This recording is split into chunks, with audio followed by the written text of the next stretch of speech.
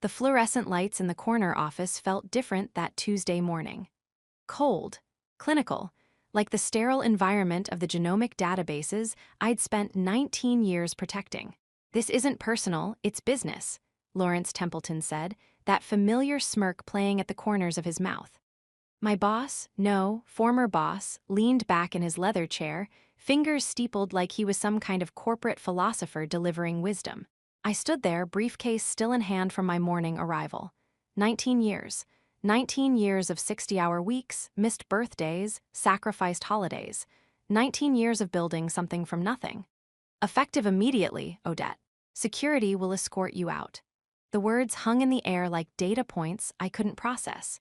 Two security guards I'd known for a decade stood awkwardly by the door, unable to meet my eyes. "I'll need your access cards, company phone, and laptop." Just business. That's what he called it. Before we dive into what happened next, this channel is on a journey. We're building a community that shares real stories about real situations in the workplace. If these stories resonate with you, consider joining us as we work toward reaching 5,000 subscribers. Your support helps these stories reach others who might need to hear them. Now, let me take you back to where this all began. My name is Odette Rousseau, and for 19 years, I served as Senior Director of Client Relations and Data Integrity at Helix Genomic Solutions, one of the largest genomic data silo management firms in North America. My grandmother raised me in a 2-bedroom apartment in Queens. She cleaned office buildings at night and took care of me during the day, running on maybe 4 hours of sleep. She never complained, never asked for sympathy. She just taught me that people matter more than profit margins, that a handshake means something, and that your word is the only currency that truly holds value. Those lessons shaped everything I became. They guided me through undergrad at CUNY, then my graduate work in bioinformatics at Columbia, and eventually into the world of genomic data management when it was still an emerging field. I didn't come from money. I came from something better. I came from understanding what it means to be seen, to be valued, to be treated like you matter. That's what made me good at my job, not the degrees, not the technical knowledge, the empathy. Let me take you back to the beginning. Not the beginning of my career, but the beginning of the end. 3 months before Lawrence fired me, Helix Genomic Solutions underwent new ownership. A private equity firm called Stratton Capital Partners acquired us in a deal that made headlines in the biotechnology sector. $800 million. Lawrence Templeton came with the acquisition. 42 years old, Harvard MBA, a resume that read like a greatest hits of corporate restructuring. Which is really just a polite way of saying he'd made his career cutting costs and maximizing shareholder value. He called an all-hands meeting his first week. "I appreciate everything this team has built," he said from the front of our main conference hall, "but appreciation doesn't pay dividends. We're going to streamline operations, eliminate redundancies, and optimize our overhead structure." Corporate speak for, people are going to lose their jobs. I'd been through leadership changes before. In 19 years, I'd seen 4 CEOs, 3 company names, and countless reorganizations. I knew the playbook. Keep your head down, demonstrate value, protect your team. What I didn't anticipate was that I'd become the target. To understand what happened, you need to understand what we did at Helix Genomic Solutions. We managed genomic data silos for research institutions, pharmaceutical companies, and healthcare systems. When a hospital sequences a patient's genome or a research university conducts a genetic study, they generate massive amounts of sensitive data. That data needs to be stored, secured, organized, and made accessible to authorized users while remaining completely protected from unauthorized access. That's where we came in. I joined Helix, back when it was called Genome Vault Systems, right out of graduate school. Employee number 47. The company operated out of a converted warehouse in Newark, and our server room was basically a glorified closet with industrial air conditioning. My official title was Junior Client Services Associate, which meant I did everything from answering phones to troubleshooting database queries to driving across 3 states to give in-person presentations to potential clients. The founder, Dr. Raymond Ashford, believed in a simple philosophy: treat clients like partners, not account numbers.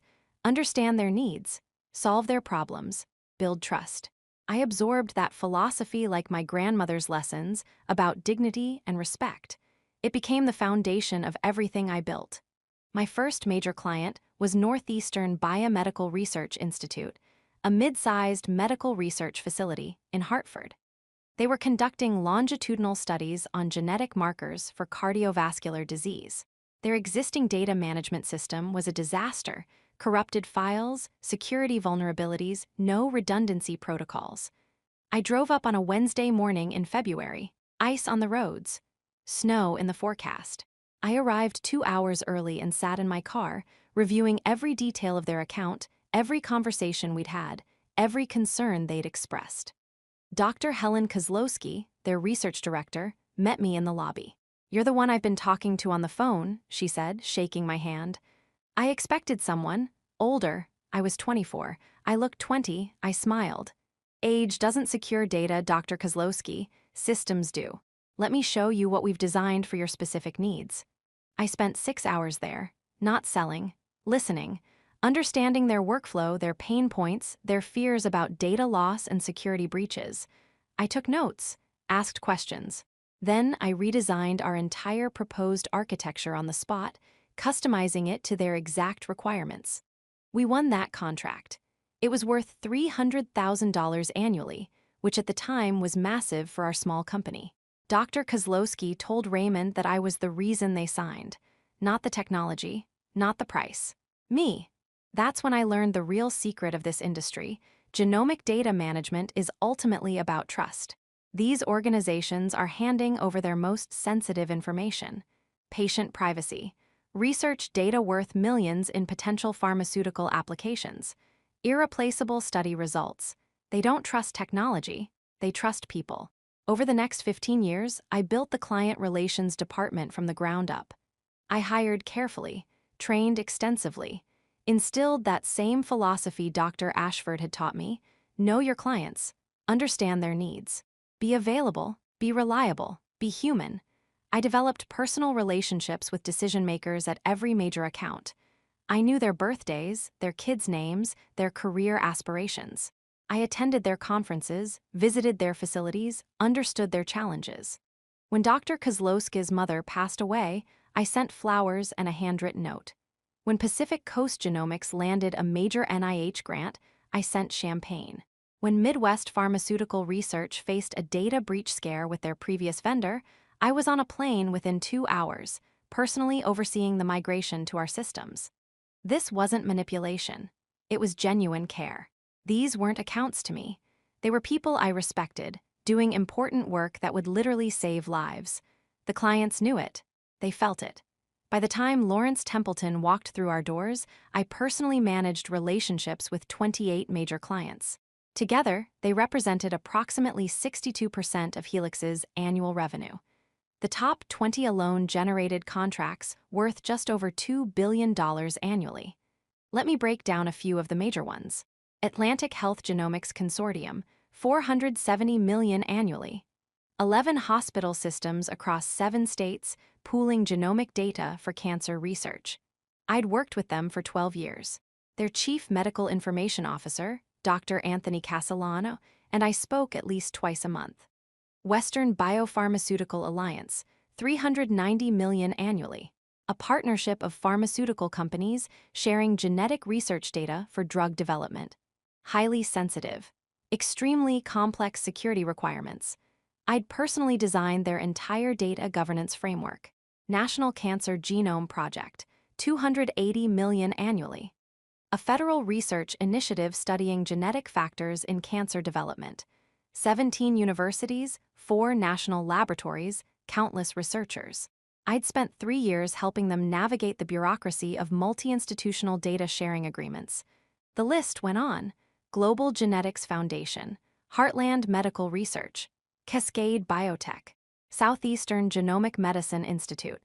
Each represented years of relationship building, years of late-night calls when systems needed updates, years of contract negotiations, technical consultations, strategic planning sessions. I knew every principal investigator, every IT director, every procurement officer, every legal counsel. But here's what made my role unique, and what Lawrence Templeton either didn't know or didn't care about: the signature authority. In genomic data management, contracts aren't simple service agreements. They involve complex legal frameworks around data ownership, privacy compliance, liability, security protocols, and breach notification requirements. Given the sensitivity and complexity, our largest clients required designated signature authority, meaning specific individuals authorized to execute contract amendments, approve system changes, authorize data access requests, and handle security protocols. For my 20 largest clients, I held primary signature authority. This wasn't unusual or suspicious. I'd built these relationships over years, sometimes over a decade. The clients trusted me personally. Their legal teams knew me. Their compliance officers had my direct number. When Pacific Coast Genomics needed emergency authorization for expanded data access after a researcher made an unexpected breakthrough, they called me at 11 p.m. on a Saturday. I reviewed the request, verified the authorization protocols, and executed the approval. The researcher had access by midnight. The breakthrough led to a phase II clinical trial that's currently showing promising results for pediatric leukemia. That's why signature authority mattered. Speed, trust, expertise. Dr. Ashford had established this system years ago. When he retired and sold the company the first time, it continued. Through multiple ownership changes, it continued. The signature authority wasn't power. It was responsibility. It was the physical manifestation of the trust these clients placed in us. Lawrence Templeton saw it differently. "Walk me through your client management structure," Lawrence said during our first one-on-one meeting. I'd prepared a comprehensive presentation. Client profiles, revenue breakdowns, contract timelines, growth projections, relationship maps. "Our model is relationship-based," I explained. "Each account manager owns their client relationships fully. They're the single point of contact, which creates continuity and trust." Lawrence scrolled through his laptop, barely glancing at my presentation. "Single point of contact is a single point of failure," he said. "What happens if someone gets hit by a bus? We have backup protocols and knowledge transfer systems. What I'm seeing is concentration of power. You personally control over 60% of revenue. That's not a sustainable business model." Control, that word bothered me. "I don't control the clients, Lawrence. I serve them. There's a difference." He looked up then, that smirk appearing. "Is there? Because from where I'm sitting, you've made yourself indispensable, which is smart job security, but terrible for the company." I kept my voice level. These relationships took years to build. The clients value consistency. If we start rotating account managers, we'll lose trust. Trust is a luxury. Efficiency is a necessity. He closed his laptop. "I want you to develop a transition plan. Distribute your accounts across the team. I want no single employee managing more than 15% of revenue. That will require client approval. Many of these contracts specify. Then we'll renegotiate the contracts. It's time these clients understood they have a relationship with Helix Genomic Solutions, not with Odette Rousseau." That was month 1. Month 2 brought the restructuring announcement. Lawrence called a department meeting. My entire client relations team, 23 people I'd personally hired and trained. "We're implementing a new organizational structure," he announced. "Moving from a relationship-based model to a pod system. Each pod will handle multiple clients with rotating responsibilities." I watched my team's faces. Confusion, concern. They looked at me for reassurance I couldn't give.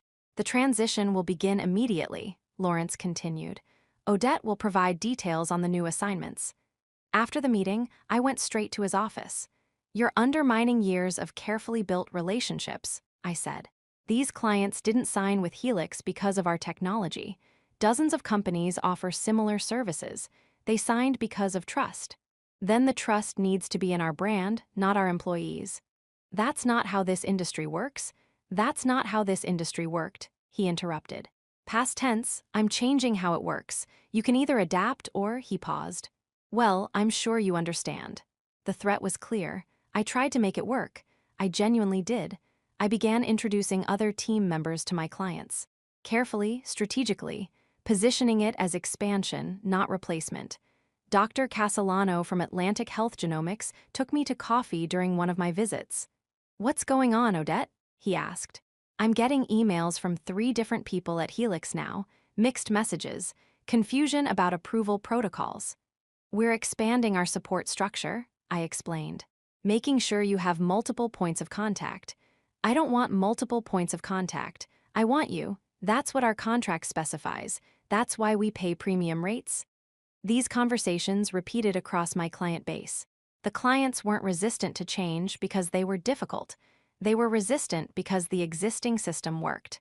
Meanwhile, Lawrence continued pushing. Month 3 brought the signature authority demand. "I need you to transfer signature rights to a centralized approval system," he said during another meeting. "The contracts don't allow that without client consent." "Then get client consent."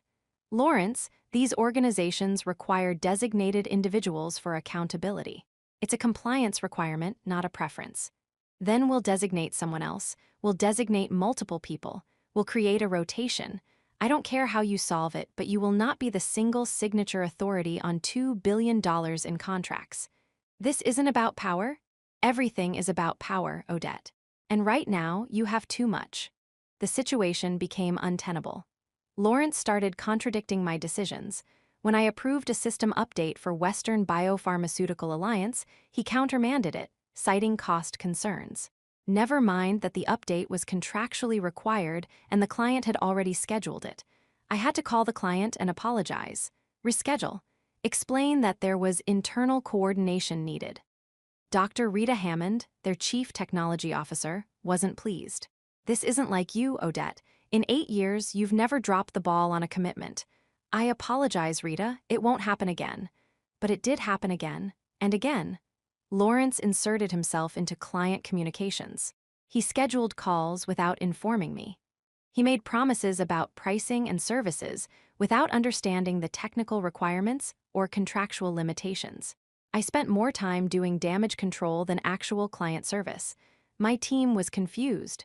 The clients were frustrated, and Lawrence seemed satisfied with the chaos. Then came the final straw. The National Cancer Genome Project was preparing for a major expansion.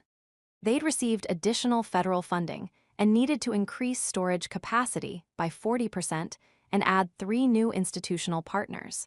I'd been working on the expansion plan for 4 months. Contract amendments, technical specifications, security protocols, budget approvals, everything was ready.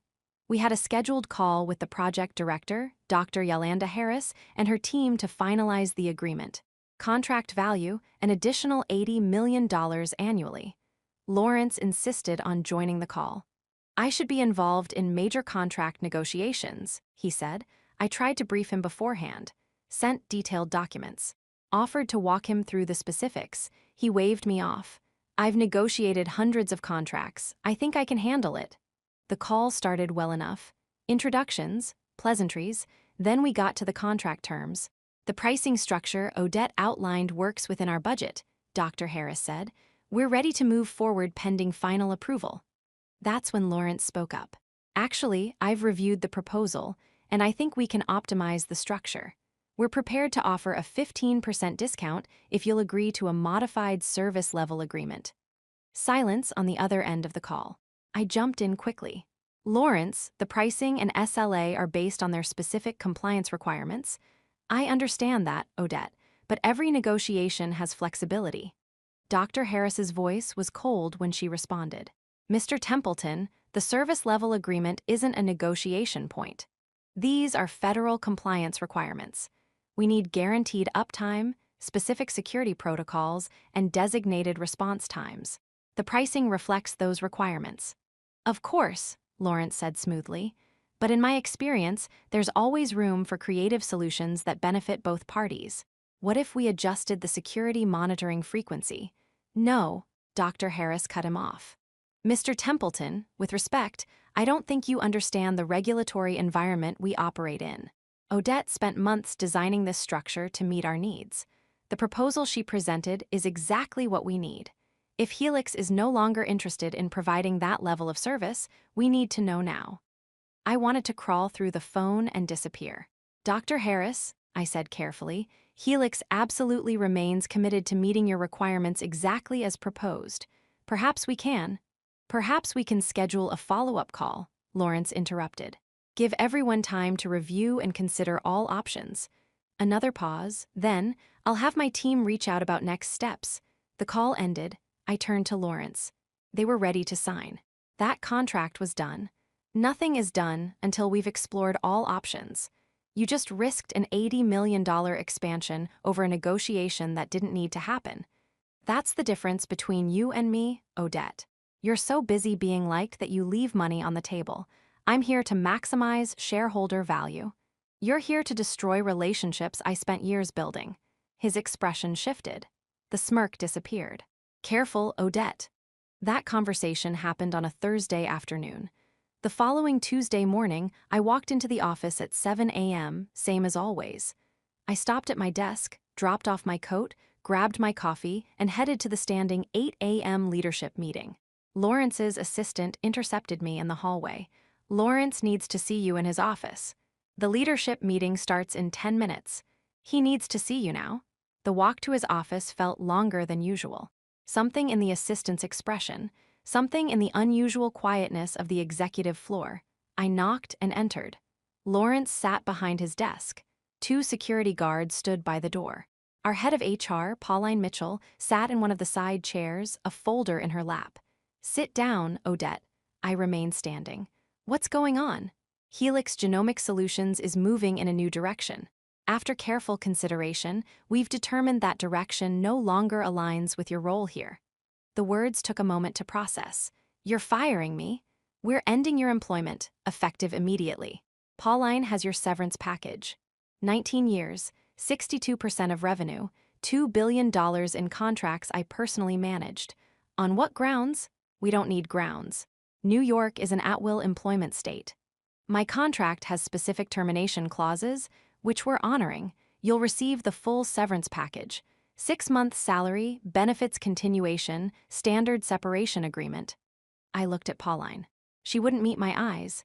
This is about the signature authority, I said. Lawrence leaned back in his chair, that familiar smirk returning. This isn't personal, Odette. It's business. You've made yourself too central to operations. That's a liability. We're restructuring to eliminate single points of failure. By eliminating me? By eliminating the concentration of power, your team will absorb your responsibilities. The clients have relationships with Helix, not with you personally. You actually believe that. I know that. Companies are bigger than individuals. I looked at him for a long moment, at the smirk, at the certainty, at the complete lack of understanding about what he was about to lose. When do you want me out? Security will escort you to your desk. You'll have 30 minutes to collect personal items. All company property, laptop, phone, access cards stays here. I have files, client notes. All company property, he repeated. The security guards, Bill and Thomas, both of whom I'd known for years, escorted me to my desk. My team watched in stunned silence. Nobody spoke. Nobody moved. I packed my personal items into a banker's box. Photos of my grandmother. A plant from Dr. Kozlowski when we celebrated 10 years of partnership. A paperweight from the National Cancer Genome Project commemorating our initial contract. 30 minutes. 19 years reduced to 30 minutes and a banker's box. I handed over my laptop, phone, and access cards. Bill and Thomas walked me to my car. This is wrong, Bill muttered as we reached the parking lot. It's business, I said, echoing Lawrence's words. I drove home in a daze, pulled into my apartment parking garage, sat in the car for 20 minutes staring at nothing. Then my personal phone rang. Dr. Castellano. Odette, what the hell is going on? I just got an email from someone named Keith Bradshaw saying he's our new primary contact at Helix. I closed my eyes. I'm no longer with the company, Anthony. What? Since when? Since about an hour ago. They fired you, his voice rose. They fired you after 12 years of perfect service. It's a restructuring thing. Don't worry, Keith is good. He's been with the company for... I don't care about Keith. Our contract specifies you as the designated relationship manager and signature authority. That was a non-negotiable term. I'm sure Helix will work with you too. Helix just breached our contract. I'm calling our legal team now. He hung up. My phone rang again immediately. Dr. Hammond from Western Biopharmaceutical Alliance. Then Dr. Harris from the National Cancer Genome Project. Then Dr. Kozlowski. One after another, the calls came. I didn't return the calls, not that day. What would I say? Yes, they fired me. No, I don't know what it means for your contracts. Please work with my replacement. I sat in my apartment, watching my phone light up with call after call, email after email. The clients weren't just upset, they were furious, and they had every right to be. When you're managing genomic data, patient information, research results worth millions, irreplaceable study data, you don't accept sudden changes to your service agreements. You don't accept strangers suddenly having access to your most sensitive information. Trust isn't transferable. By 5 p.m., I had 47 missed calls and over 100 emails. I finally responded with a brief professional message. I'm no longer with Helix Genomic Solutions. Please direct all questions to Lawrence Templeton, CEO. Then I turned off my phone and tried to process what had happened. Wednesday morning, I woke to hundreds of emails, but these weren't to me. They were CC'd to me. Contract termination notices. Atlantic Health Genomics Consortium. Due to material breach of contract terms specifying designated personnel. Western Biopharmaceutical Alliance. Failure to maintain agreed-upon relationship management structure. National Cancer Genome Project. Violation of service-level agreements regarding continuity of designated signature authority. I sat at my kitchen table, reading through them in disbelief. They weren't threatening to leave. They were already gone. By Wednesday afternoon, I counted 20 contract termination notices, 20 of my largest clients. The contracts they were terminating represented, collectively, just over $2 billion in annual revenue. $2 billion, gone in 24 hours. My personal phone rang at 4 p.m., unknown number. I almost didn't answer. Odette Rousseau. You. Lawrence Templeton's voice was barely controlled rage. You did this. I did what, Lawrence? You sabotaged us. You turned the clients against the company. You're facing a lawsuit for tortious interference, breach of fiduciary duty, corporate sabotage. Lawrence, I haven't spoken to a single client since you fired me. Bullshit. 20 contracts terminated in 24 hours. That doesn't happen organically. It happens when you fire the person those contracts specified as the designated relationship manager and signature authority. Those contracts are with Helix, not with you personally. Those contracts contained specific terms about designated personnel. I told you that, you didn't listen. Silence on the other end. Then, you need to fix this. I don't work for Helix anymore. Remember, it's business, not personal. Odette, listen to me very carefully. If you don't get those clients back, I will bury you in litigation. I will make sure you never work in this industry again. You're threatening me with legal action because your clients exercise their contractual rights to terminate for breach. You orchestrated this. I packed a box and went home, Lawrence. That's all I did. The clients made their own decisions. Fix this, whatever they want, whatever it takes, fix it. I can't fix it. I don't work there anymore. Another pause. When he spoke again, his voice had changed, desperate now. What if you did work here? What if we called this whole thing a misunderstanding? You fired me. We can undo it, reinstate you, full back pay. Hell, we can give you a raise. So you can fire me again in 6 months after the contracts are secured. No, thank you. Then consult, independent contractor, name your rate. Lawrence, please. The word sounded foreign in his mouth. Just talk to them. Explain that there was a transition issue. Tell them we've resolved it. Tell them what? That you fired me and then immediately tried to hire me back when you realized the consequences. That inspires confidence. Thursday morning, I woke to an email from Pauline in HR. Lawrence has requested a meeting. Friday, 10 a.m. at our offices. Please confirm your attendance. I didn't respond. Friday morning, my phone rang. Pauline. Odette, Lawrence is expecting you at 10. I'm not coming. He says it's urgent. It's about the client situation. The client situation isn't my problem anymore. Please, Odette. Just hear him out. Something in her voice made me reconsider. Pauline had always been decent to me, professional, fair. Fine, 10 a.m. I arrived at 9:55, signed in as a visitor, received a visitor badge. The irony wasn't lost on me. Pauline met me in the lobby and escorted me upstairs. The office felt different. Tense. People moved quickly, heads down, avoiding eye contact. Lawrence's office door was open. He stood by the window, back to the door. "She's here," Pauline said softly, then retreated. Lawrence turned. He looked terrible, dark circles under his eyes, wrinkled shirt. The smirk was long gone. "Thank you for coming." I remained standing. "You have 15 minutes. He gestured to a chair. I didn't sit. 20 clients have terminated their contracts, he began. Another 8 have submitted formal breach notices. Our legal team says they're within their rights based on the designated personnel clauses. I know. I read the contracts. I negotiated them. Stratton Capital is threatening to void the acquisition. They're claiming I misrepresented the stability of the client base. That's between you and Stratton. The board is meeting Monday. They're voting on my termination." I said nothing. "I need your help, Odette. You fired me. I made a mistake. You made a calculated decision to consolidate power and eliminate what you saw as a single point of failure. Those were your exact words. I was wrong." The words seemed to physically pain him. I didn't understand the industry. I didn't understand the relationships. I treated genomic data management like every other business I've restructured, and I was wrong. "Yes, you were." He moved to his desk, picked up a folder. "This is an offer letter, Vice President of Client Relations. 20% salary increase, guaranteed contract, board seat, and full signature authority restoration." He held it out. I didn't take it. "It's too late, Lawrence. The clients trust you. If you come back, they'll come back. Maybe, maybe not, but either way, I'm not interested." "Why? What do you want? More money, better title? Equity stake?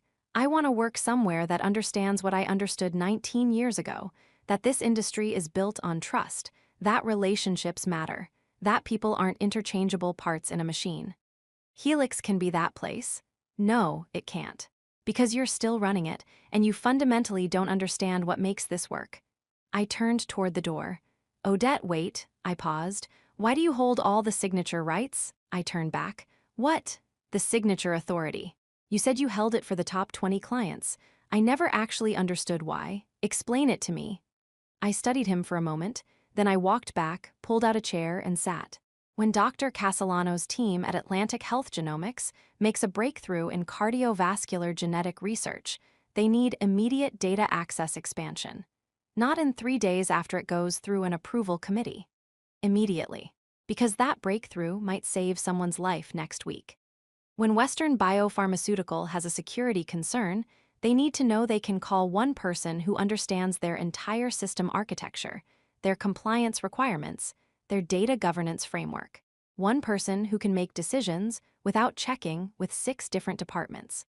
When the National Cancer Genome Project needs emergency authorization at 11 p.m. on a Saturday because a researcher halfway across the country needs access to a specific data set, they need someone who will answer the phone, someone who knows their protocols, someone authorized to make that call. Signature authority isn't about power. It's about responsibility. It's about being the person who shows up when it matters, who knows the details, who earns the trust. I stood. You can't distribute that across a pod system. You can't rotate it. You can't centralize it. Because at its core, it's about human relationships. And those take years to build. Lawrence sank into his chair. "I destroyed the company, didn't it? You made a decision without understanding the consequences. That's not malice, it's ignorance. But the result is the same." Lawrence Templeton was terminated as CEO on the following Monday.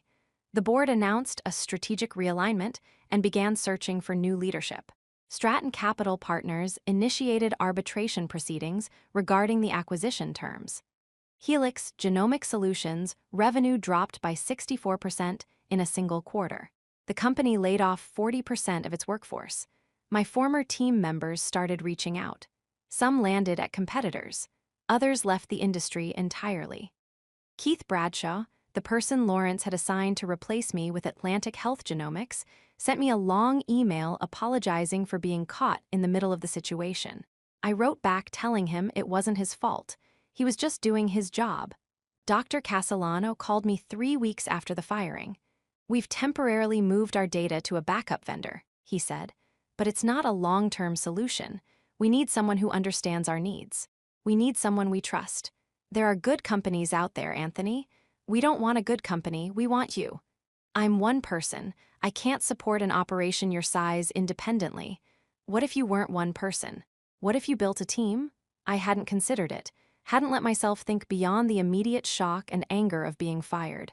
I'd need to think about it. Think fast. We need a solution in place within 60 days, or we're in breach of our own data management requirements. Dr. Hammond called next, then Dr. Harris, then Dr. Kozlowski. Same message. They needed a data management partner they could trust. They wanted to work with me, not with a company, with me. I spent a week considering it. Could I actually build a company? Did I want to? Starting a genomic data silo management firm required massive capital investment. Server infrastructure, security systems, compliance certifications, legal frameworks. I had severance pay and savings, but nowhere near enough. Then Dr. Castellano called again. What if we invested? He said. What if the clients who want to work with you became seed investors in your company?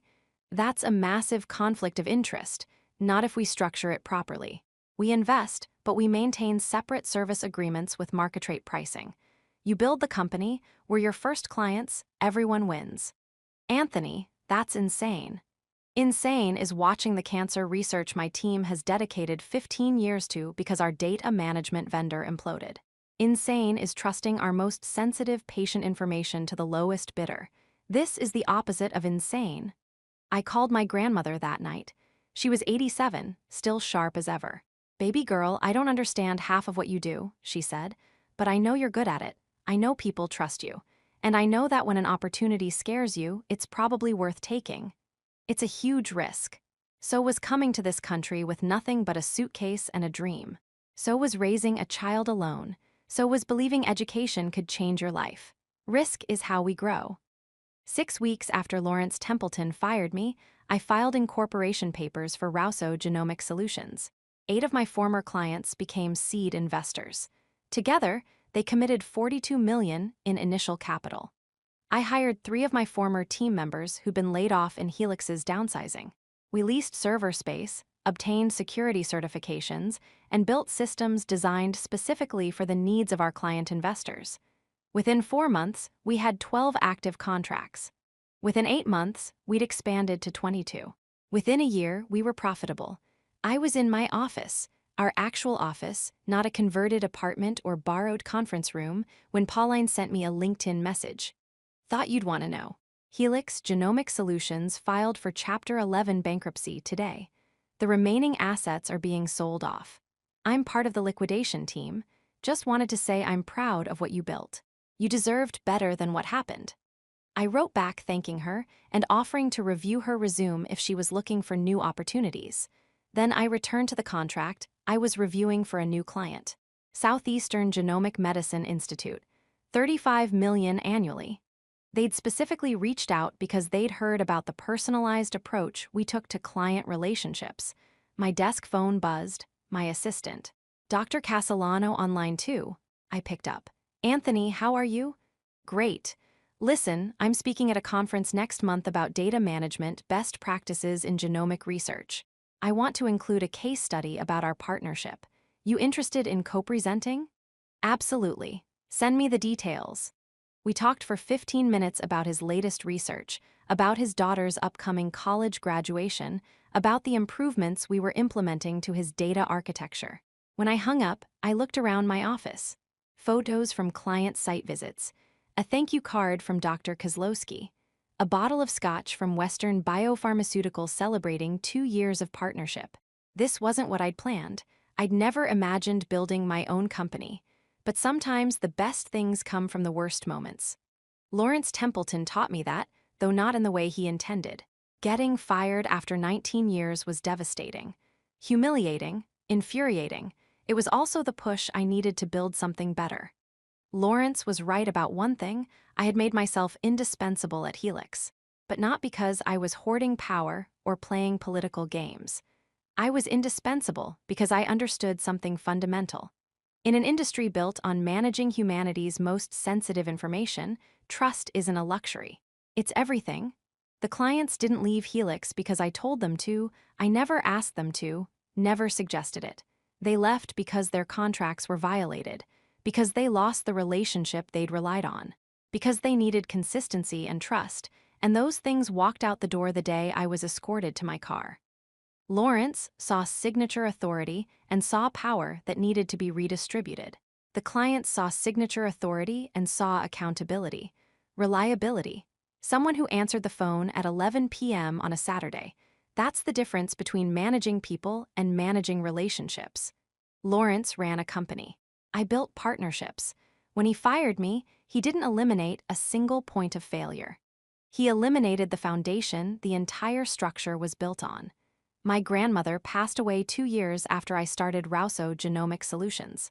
She got to see the company succeed, got to see her granddaughter build something meaningful. In her final weeks, I sat with her in the hospital. "You proved it," she whispered. "Proved what, Grandma?" "That doing right matters more than doing well. You treated people like they mattered, and when it counted, they remembered." She smiled. "I'm proud of you, baby girl, not because you're successful, because you're good." Those words hang in my office now, in a frame next to her photo, because that's what this whole story is really about. Not revenge, not proving someone wrong, not even about building a successful company. It's about the simple truth my grandmother taught me in that 2-bedroom apartment in Queens. People remember how you make them feel. Lawrence Templeton thought business was about efficiency and optimization and eliminating single points of failure. He was wrong. Business, real business, sustainable business is about trust, about relationships, about showing up when it matters and being someone people can count on. You can't put that in a pod system. You can't rotate it. You can't centralize it. You can only build it, one interaction at a time, over years of consistent effort. And when someone tries to tear it down, those relationships remember. Lawrence learned that lesson the hard way. I just hope someone else learns it from his mistake. Stories like these matter because they're real. They happen every day in offices across the country. People building careers, developing relationships, trying to do good work while navigating corporate politics and leadership changes. If this story resonated with you, if you've experienced something similar, or if you just appreciate honest conversations about workplace dynamics, I hope you'll subscribe. We're building something here, a community that shares these experiences without filter or pretense. Thank you for being part of this journey.